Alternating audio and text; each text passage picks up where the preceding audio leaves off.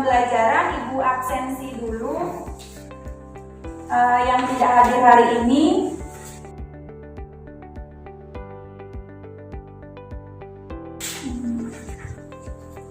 Riana hadir. Sugeng hadir. Ulya Putri Lestari, ya ada dua Putri. Satunya Putri Vincent. Hadir. Baik, sepertinya sudah hadir semua. Baiklah, sebelum memulai pembelajaran, alangkah baiknya kita memulai aktivitas kita pada hari ini dengan membaca doa terlebih dahulu. Silakan Ibu Sugeng memimpin doa seperti biasa. Untuk mengawali kegiatan pada pagi hari ini, marilah kita berdoa menurut agama dan kepercayaan kita masing-masing. Berdoa mulai. Berdoa selesai. Ya, terima kasih. Semoga apa yang akan kita pelajari hari ini akan mendapatkan manfaat. Semoga nanti yang Ibu berikan juga bisa kalian dapatkan ilmunya. Baik anak-anak, sebelum memulai, periksa juga kerapian yang kebersihan yang ada di sekitar kalian. Kalau ada sampah di laci, silahkan diambil dan dibuang.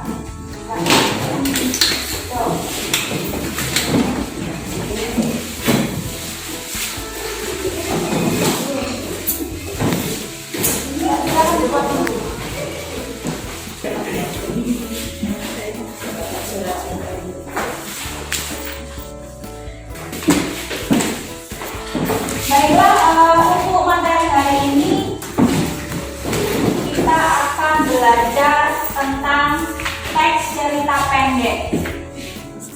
Ya,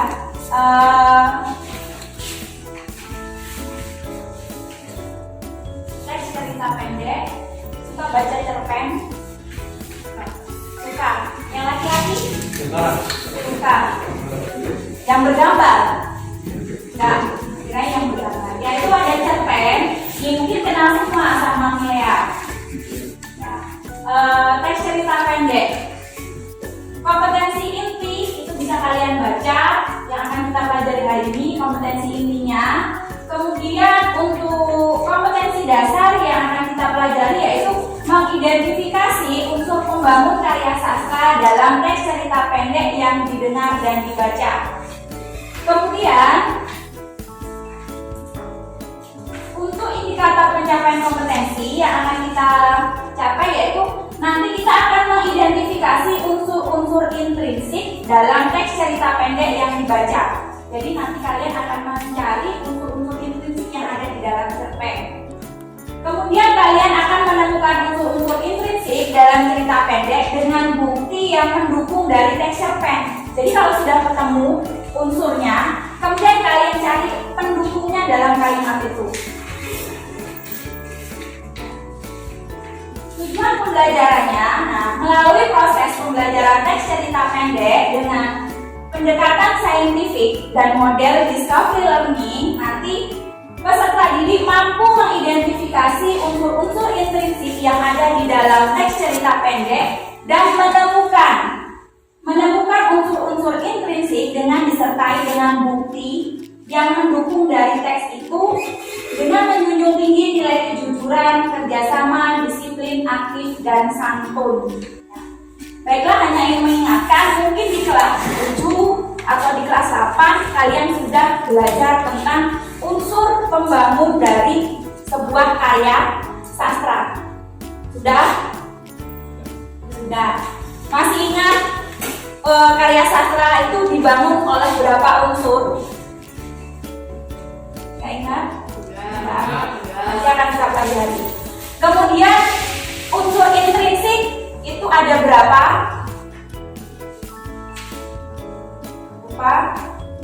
Lupa. Ingat satu aja, unsur intrinsik itu ada berapa?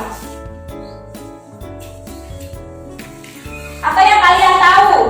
Saya pancing nih, kalau dalam cerpen ada, kayaknya belum semangat. Baiklah, kalau belum semangat, tokoh, ya baik, ada tokoh, salah satunya. Untuk yang lainnya masih lupa. Baiklah, kalau masih lupa, untuk mengingatkan kembali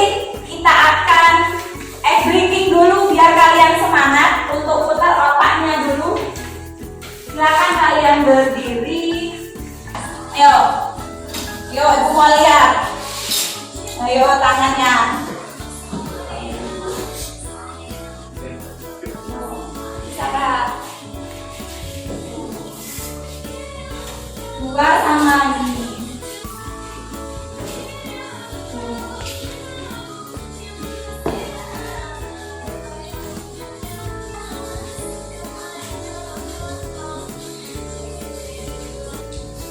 Ya, terima kasih. Tepuk tangan dulu. Ya, semoga dengan ice breathing tadi membuat kalian tuh lebih semangat dan lebih fresh. Jangan loyo. Baiklah, kita lanjutkan. Silakan untuk membentuk kelompok 5 orang. Disusun banyak medianya. Silakan 5 orang. Ini aja 1, 2, 3, 4, 5. 1, 2, 3, 4, 5. Oh, tapi itu 2. 4 orang aja berarti. Siswanya 1, 2, 3, 4, 5, 6, 7, 8, 9. Oh, 12 ya, 4. Ya, Mbak, itu ke sana. Yang ini 3. Itu diambil ke sini, Mas. 4, 2 orang perempuan, 2 orang laki-laki, kamu itu ke sana. Nanti kita akan mencari unsur-unsur intrinsik yang ada di dalam teks cerpen. Setelah kalian mengamati cerpen dari Arin dan Intinya, ini belum ke tugas ya, masih ke kita mau mencari. Silakan kalian amati dan pahami unsur kita ini tuh di dalam, berarti dia bisa kalian cari di dalam situ. Tadi sudah menyebutkan 1, baru ingat tokoh saja. Nah, silakan diidentifikasi apa saja selain tokoh yang kalian tahu. Nanti kita tanya jawab, ya. Nanti kita tanya jawab. Silakan diidentifikasi unsur apa saja yang ada di dalam teks cerita pendek.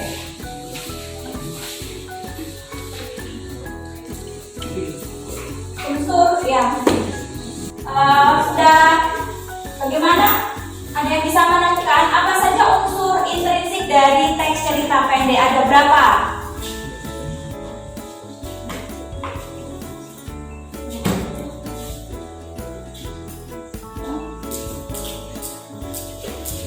Apa saja unsurnya? Latar. Ya, boleh.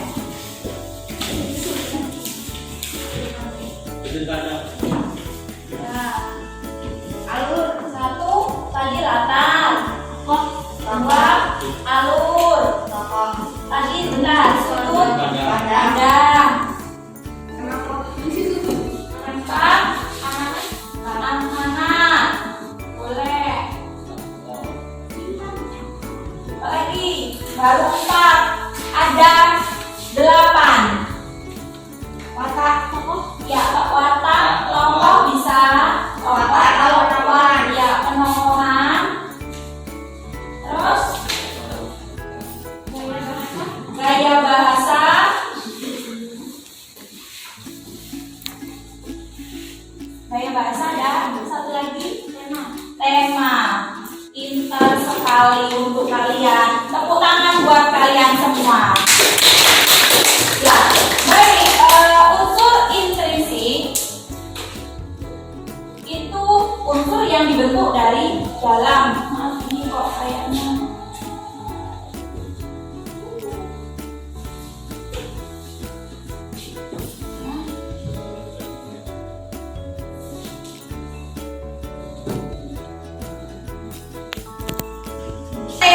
latar. Kalian dari latar dulu, tapi tampilan ibu tema. Beda tema dulu. Apa itu tema? Ya, gagasan pokok yang mendasari sebuah cerita. Mbak lihat keluar, lihat apa? Saya lihat pacarnya lewat. Konsentrasi, kita belajar dulu, nanti ditemuin setelah istirahat. Ya, ya. Tema itu gagasan pokok yang mendasari sebuah cerita. Benar sekali. Misalnya cerita itu temanya tentang kebersihan atau pendidikan, boleh. Nah, kemudian setelah tema ada itu ada ya pokok atau gagasan. Setelah tema ada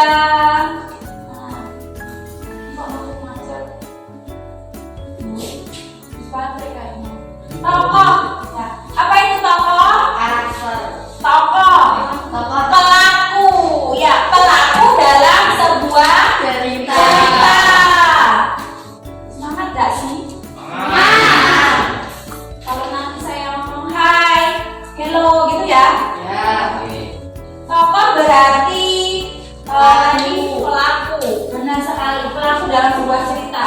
Kemudian penokohan. Nah, penokohan itu baru Karakter. ya karakter atau watak. Misalnya Bambang nih wataknya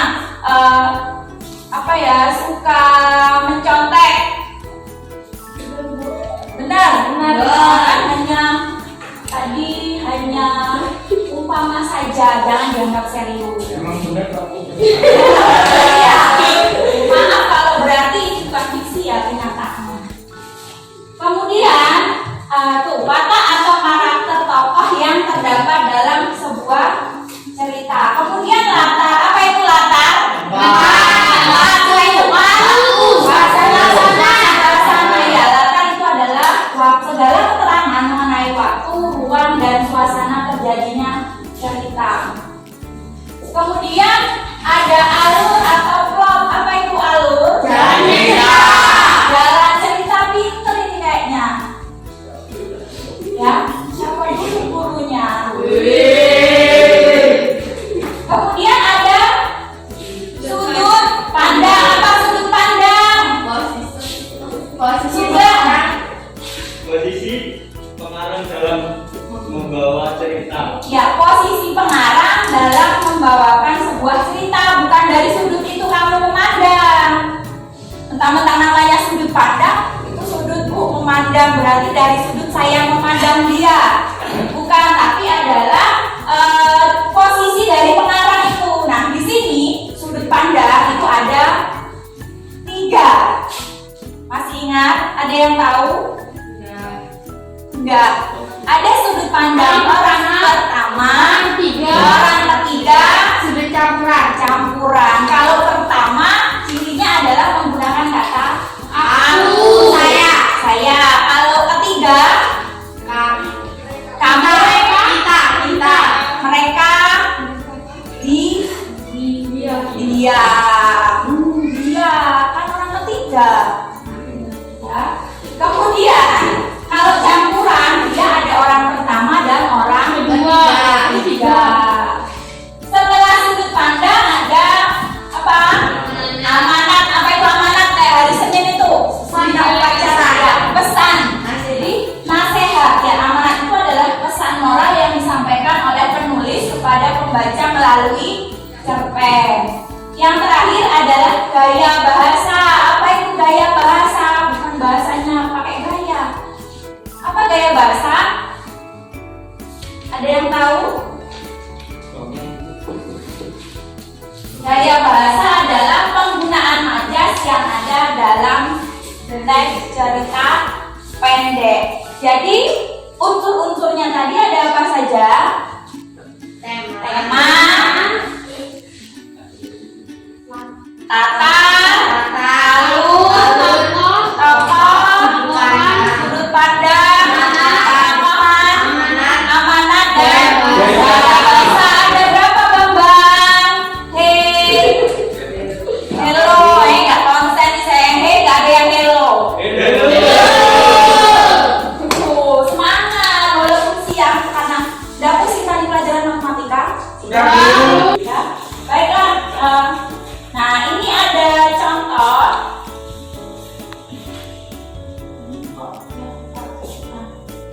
Identifikasi unsur intrinsik yang ada di dalam cerita Arif dan Nininya. Coba dibaca dulu. Triana, maaf. Kelihatan enggak? Dari tema sampai ke Tema kebersamaan keluarga. ya Latar waktu malam hari, pagi hari. Tempat rumah bibinya, sekolah Arin dan rumah Arin. terus Gaya bahasa. amanat. Nah, untuk bukti, nah ini bisa dilihat dalam tabel. Nggak bisa lagi kok. Bukti itu seperti itu. Temanya tentang kebersamaan. Dari mana kalian bisa mengatakan tema itu kebersamaan? Dilihat dari teksnya. Misalnya dalam teks itu menceritakan ini. Kan bisa dilihat. Karena ceritanya lurus Bu, maju dari dia lahir sampai dia menikah, sampai dia meninggal, maju terus nggak pernah flashback. Kalau alur mundur namanya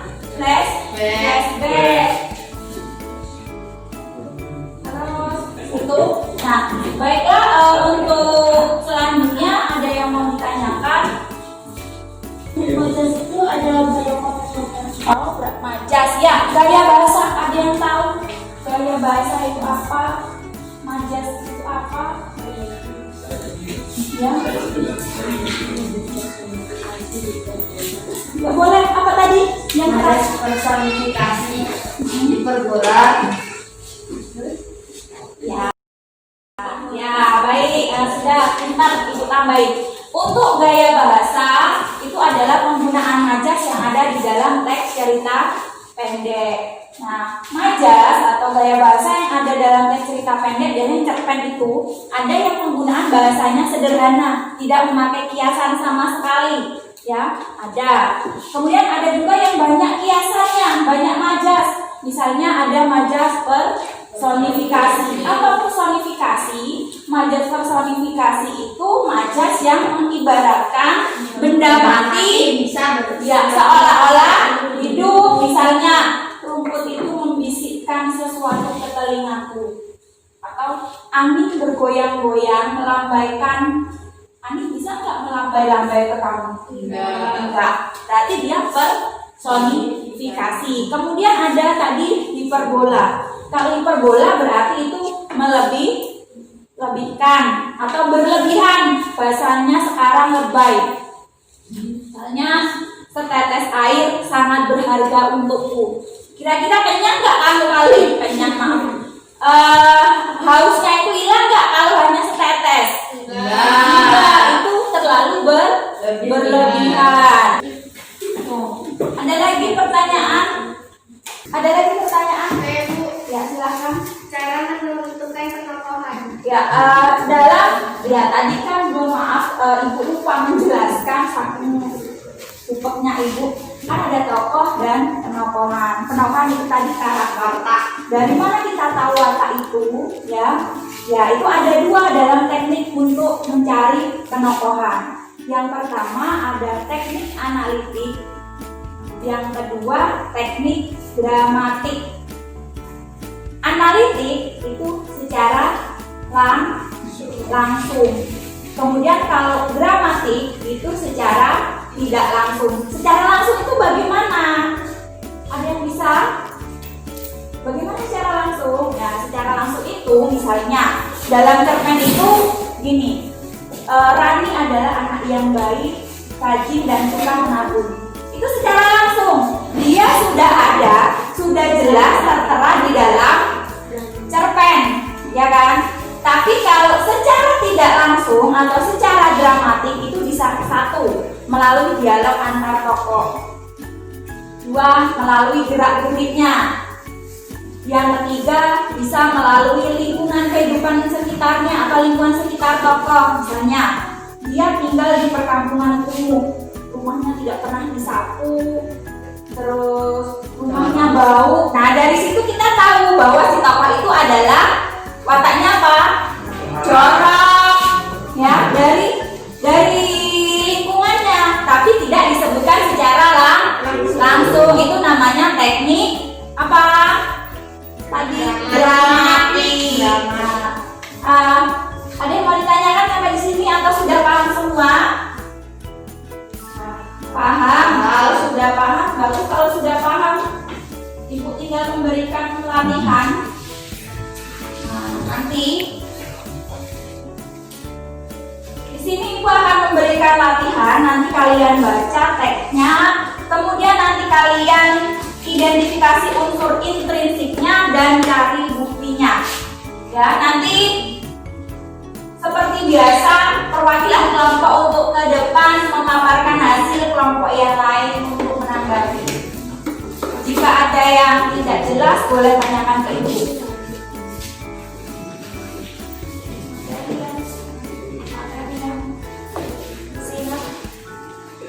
Misalnya unsur intrinsik apa? Misalnya temanya apa? Sama seperti contoh yang sudah dicontohkan. Namanya ini? Nama kelompok. Ya, ini kelompok puisi, kelompok pantun, kelompok prosa. Kelompok, nama kelompoknya ini kelompok puisi, ini kelompok pantun, ini kelompok prosa. Ingat-ingat. Silakan dikerjakan.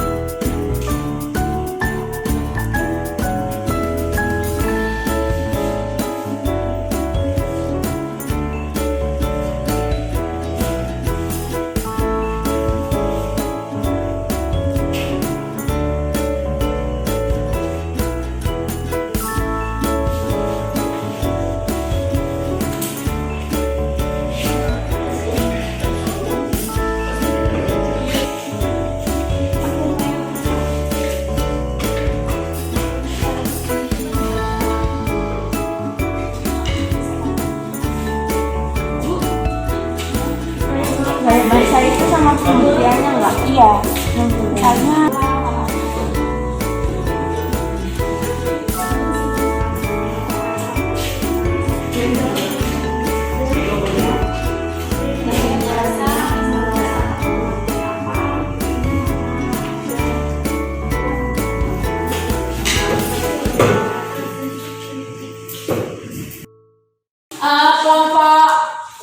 kelompok yang memaparkan, yang lain menanggapi. Silakan untuk kelompok prosa untuk memaparkan hasil diskusinya. Diwakili oleh siapa? Langsung ya.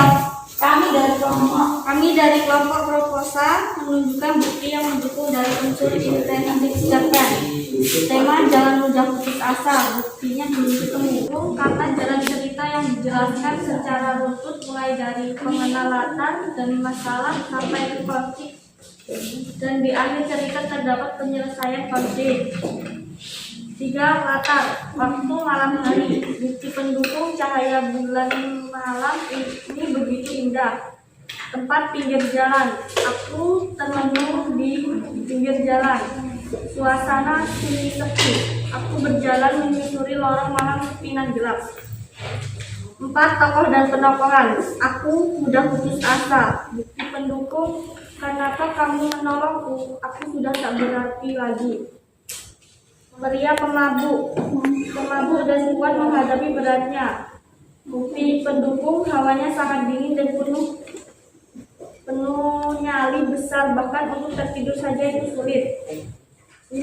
Sudut pandang orang pertama sebagai pelaku utama. Bukti pendukung, cerpen bersifat ya, beri aplaus untuk kelompok prosa. Ya, bagaimana ada yang ingin menanggapi atau punya jawaban beda atau menanggapi misalnya sudah benar tapi kalian temukan jawaban yang lain? Ya, silakan dari kelompok apa nak? Pantun. Ya, silakan. Perkenalkan dulu mewakili. Saya mewakili kelompok pantun. Menurut saya pemaparan dari kelompok prosa sudah bagus, tetapi cara membacanya terlalu cepat sehingga sulit untuk dipahami. Saya juga akan menambahkan dari segi gaya bahasa. Kita menemukan majas personifikasi dengan bukti kata-kata terakhirnya terngiang-ngiang merobek otakku. Ya, tambahan gaya bahasa. Untuk amanat kita menemukan bersyukurlah atas apa yang telah dimiliki dengan bukti aku yang terlahir dari keluarga sederhana namun penuh kehangatan. Uang bukan masalah, aku hanya meminta tanpa pernah tahu bagaimana orang tuaku mendapatkannya. Semuanya cukup, tapi ternyata itu bukan kebahagiaan, itu nafsu sesaat. Aku memang memiliki segalanya, tapi tidak dengan cinta. Selalu ada yang kurang setiap hari. Tanpa kebersamaan kita mati. Terutama pentingnya mensyukuri apa yang ada. Terima kasih. Ya, terima kasih untuk kelompok pantun. Beri aplaus dulu dari tadi. Nah, baik, tadi kelompok pantun sudah, kelompok prosa sudah. Untuk kelompok puisi, jawabannya sama atau ada punya jawaban lain? Silakan. Saya mewakili dari kelompok puisi. Jawaban saya sudah sama, hanya mau menambahkan unsur tema. Tema menceritakan tentang seseorang remaja yang berputus asa, dan amanat kegagalan adalah awal dari keberhasilan. Masalah apapun jangan berhenti untuk bangkit. Ya, terima kasih. Dari jawabannya tadi sudah dari kelompok prosa, pantun, puisi, semuanya sudah cukup baik. Berarti tadi unsur intrinsik yang ada di dalam teks cerita Bangkit karya siapa? Alfred Pandi. Unsur intrinsiknya apa saja yang kalian temukan dalam teks itu? Tema, latar, alur, tokoh, penokohan, sudut pandang, dan gaya bahasa. Berarti semuanya ada di dalam teks itu. Ya, semuanya ada karena ada juga sebuah cerpen. Misalnya dia hanya cuplikan, unsur intrinsiknya mungkin hanya beberapa, tidak bisa semua. Ya, silakan dikumpul untuk hasilnya. Nanti silakan kumpulkan.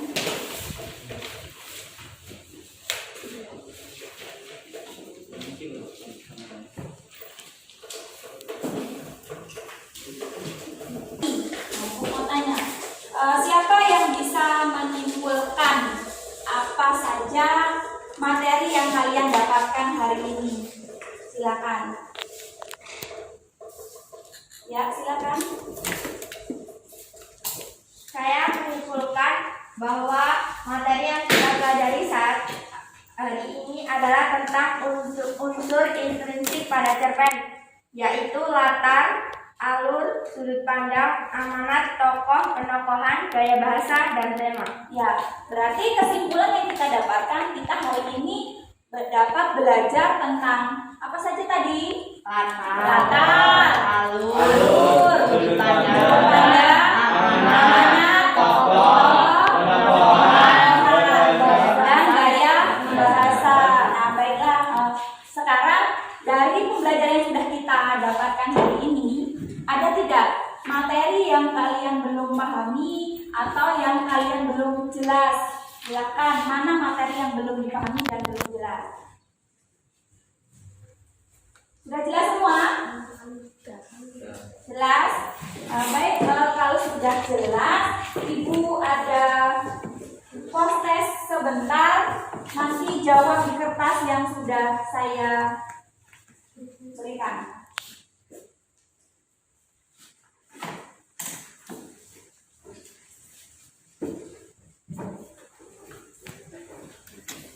Unsur pembangun teks cerita pendek. Sebutkan unsur pembangun teks cerita pendek.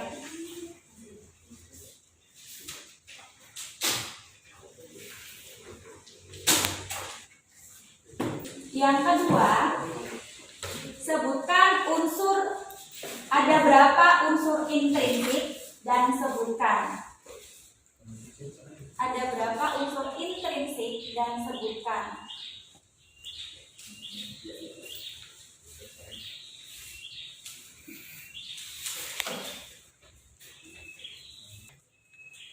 Ya, soal yang nomor 1 tadi ada unsur apa saja yang membangun sebuah teks cerita pendek. Yang kedua, ada berapa unsur intrinsik, sebutkan.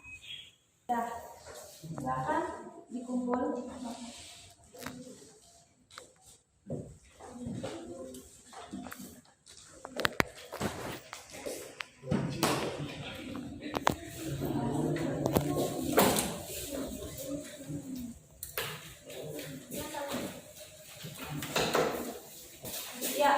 Dari hasil yang sudah dikerjakan, lumayan dari kegiatan awal tadi. Kalau tadi kalian tidak tahu unsur yang membangun cerpen, unsur apa saja? Intrinsik dan ekstrinsik. Ada berapa unsur intrinsik? 8. Tadi sudah disebutkan, ada tema, alur, latar, sudut pandang, amanat, tokoh, dan penokohan, dan gaya bahasa.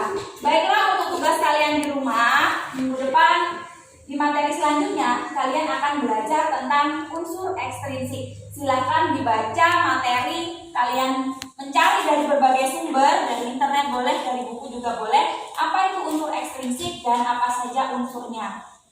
Sebelum kita mengakhiri pembelajaran hari ini, silakan untuk ketua kelas dipimpin doanya.